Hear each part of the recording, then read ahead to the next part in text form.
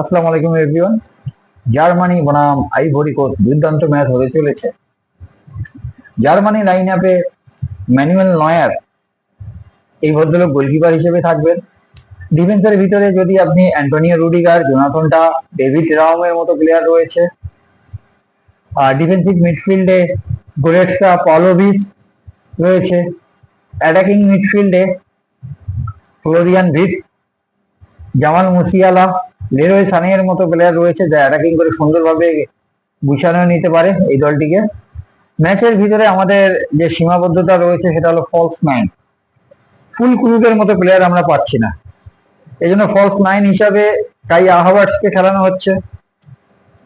আসলে প্রেসারের ম্যাচগুলোতে জার্মানি গোল পাচ্ছিল না 2018 এবং 2022-এর ম্যাচগুলোতে। তারা সুন্দরভাবে ডিফেন্স করে, সুন্দরভাবে মিডফিল্ডে সাজায়, কিন্তু ফিনিশারের অভাব ছিল। মেক্সিকোর বিপক্ষে আমরা সেই ম্যাচে ভরাডুবি ছিল। 2022-এ জাপানের বিপক্ষেও সেম ফিনিশিং রোলে বারবারই হোঁচট খেয়েছিল। আইভরি কোস্ট আইভরি কোস্ট এই দলটার ভিতরে আমাদের যে সীমাবদ্ধতা ফিনিশিং এ আমি দেখছি, এর ভিতরে আমাদের ডিফেন্সও দুর্বল রয়েছে। নাগালসম্যান কখনো কখনো দুটো কাউন্টার অ্যাটাক খেলিয়ে থাকেন, তার এটাই তার পছন্দ। এর ভিতরে মাঝে মাঝে কলাপস করে ডিফেন্স লাইনে বল ঢুকে গোল হজম করেন। আমরা ইউরো কাপ গুলো যদি দেখি, শেষ ইউরো কাপ গুলোতে ফ্রান্সের সঙ্গে জার্মানি হেরেছে, স্পেনের সঙ্গে হেরেছে, ইংল্যান্ডের সঙ্গে হেরেছে। এতগুলো হারের ভিতরে জার্মানি অবশ্যই সেখানে অনেক কিছু চেষ্টা করেছে। কনফেডারেশন কাপ জেতার পর থেকে আমাদের সেই ছন্দপতন, কোনোটি সঠিকভাবে আমরা এক্সিকিউট করতে পারছিলাম না। এবারে আমরা আসলে একটি ফলস নাইন, এই যে প্রপার যে নাম্বার যে 9, এটার ঘাটতি স্ট্রাইকার রয়েছে আমাদের। দেখা যাক কাই হাভার্টস কিরকম করে। এখনো আমাদের চ্যালেঞ্জ আসেনি আমাদের দলে।